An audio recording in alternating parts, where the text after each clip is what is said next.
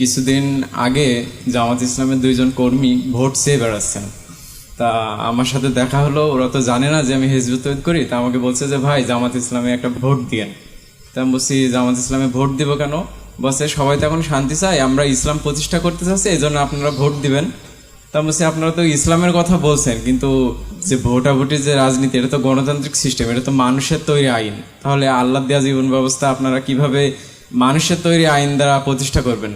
বসে ভোটাভুটির সিস্টেম ছাড়া ক্ষমতায় তো যাওয়া যাবে না। তা আমরা ক্ষমতায় যাওয়ার পরে যারা আল্লাহর বিধান চাই তাদেরকে কোরআন দিয়ে শাসন করব, আর যারা মানুষের তৈরি বিধান চাই, মানে গণতন্ত্র চাই, তাদের এই প্রচলিত সংবিধান দিয়েই আমরা পরিচালিত করব। আমাকে এইভাবে বোঝালো, বুঝছেন? তাই এই বিষয়ে আপনি কিছু বলতে চান কিনা?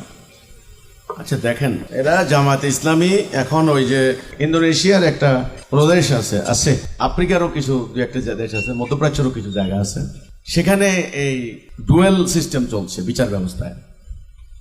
অপশন দেওয়া হয়েছে জনগণকে যে আপনাকে শরিয়ার বিধান চান না ব্রিটিশের আইন বা পার্লামেন্টের ল চান, প্রচলিত আইন চান। তো যারা বলছে আমরা শরিয়া চাই, তাদেরকে শরিয়ার আইনে বিচার করা হয়, আর যারা বলছে মানুষের আইন তাদের বিচার করা হয়। এটা হলো ওই বিশ্বের দু একটা রাষ্ট্রে এগুলো চলছে। এখন জামাতে ইসলামী যে কর্মসূচি নিয়ে সামনে যাচ্ছে সেটা হলো নির্বাচন, প্রচলিত রাজনীতি, পার্লামেন্ট মেম্বার হবে, অধিকাংশ সদস্য পাইলে তারা সরকার গঠন করবে। ঠিক আছে, এটা করুক, কিন্তু তারা কোন ইসলামটা প্রতিষ্ঠা করতে চায়? প্রশ্ন হচ্ছে এটা, তারা যে প্রতিষ্ঠা করবে কোন ইসলামটা? ইসলাম তো নানান ভেরিয়েশন আছে, নানান রূপ আছে, এখন নানান চেহারা আছে, ওটা কোনটা? এটা ওদেরকে ক্লিয়ার করতে বলেন। যেমন অনেকে বলে আপনাকে তালেবান স্টাইল করবেন না ইরানের স্টাইল, নাকি তুরস্কের স্টাইল, নাকি সৌদি আরবের স্টাইল, আসলে কোন মডেলটা কায়েম করবে এটা বলে না। একজন এক জামাতের এক কর্মী একদিন বলল যে তুরস্কের দোকান যেটা আমরা সেটা করব। আসলে ইসলাম সম্পর্কে সম্যক ধারণা না থাকলে এই ধরনের কথাবার্তায় বলবে। তো তাদেরকে প্রশ্ন করবে যে আপনারা ভালো কথা ক্ষমতায় যাবেন নির্বাচনের মাধ্যমে, তাহলে কোন ইসলামটা কায়েম করবেন? এই ধারণা আপনাদের আছে কিনা? এর রূপরেখাটা বা এই কাঠামো আপনাদের আছে কিনা, এটা প্রশ্ন করবেন।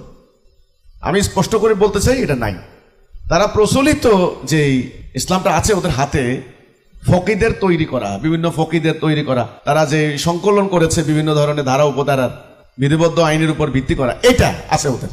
কিন্তু এটা তো প্রকৃত ইসলামের আকীদা বহন করে না। কথাটা অত্যন্ত কঠিন, এটা বুঝতে একটু প্রবলেম হতে পারে, এটা কঠিন আছে কিন্তু কথাটা বুঝা। রাষ্ট্র ক্ষমতায় যাবে, যাওয়ার পরে একটা ইসলাম প্রতিষ্ঠা করে, ভালো কথা, কোন ইসলামটা? আল্লাহ রাসূলের ইসলাম কি ওদের কাছে আছে? না। এটাই যদি থাকতো তাহলে তাওহীদের মিনিং তারা কি করছেন? আল্লাহ ছাড়া কোনো মাবুদ নাই, লা ইলাহা ইল্লাল্লাহ, ইলাহের মিনিং তো মাবুদ না। তারা দিন প্রতিষ্ঠার কর্মসূচি নিজেরা বানিয়েছেন আল্লাহর দেওয়া কর্মসূচি বাদ দিয়ে। তারা নির্বাচন প্রক্রিয়ারে বলছেন জিহাদ, অথচ আল্লাহর কোরআনের জিহাদের স্পষ্ট নিয়ম নীতি দিয়ে দেওয়া হয়েছে।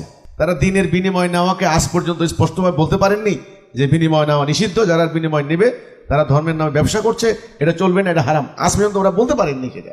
তারা নারীদের নারী নীতি নিয়ে, ইসলামের যে নারীদের স্বাধীনতা, অধিকার, মর্যাদা দেওয়া হয়েছে, তারা খালি বারবার বলেন যে ইসলামের অধিকার দিছে, স্বাধীনতা দিছে, মর্যাদা। কোন জায়গায় দিছে আপনারা দেখাতে পারছেন? আমি এভাবে বলতে গেলে কিন্তু অনেক কথা আছে, অনেক একটার পর একটা অনেক কথা আছে। তো ইসলামের যে আসল যে কনসেপ্টটা চেহারা তাদের কাছে নাই। কাজে ওনারা রাষ্ট্র ক্ষমতা যাবেন, তো গেছেন, অতীতে তো গেছেন। এখন দেখা যাক আসলে কি হয়, বাস্তবে সামনে কি করে, এটা দেখার বিষয়।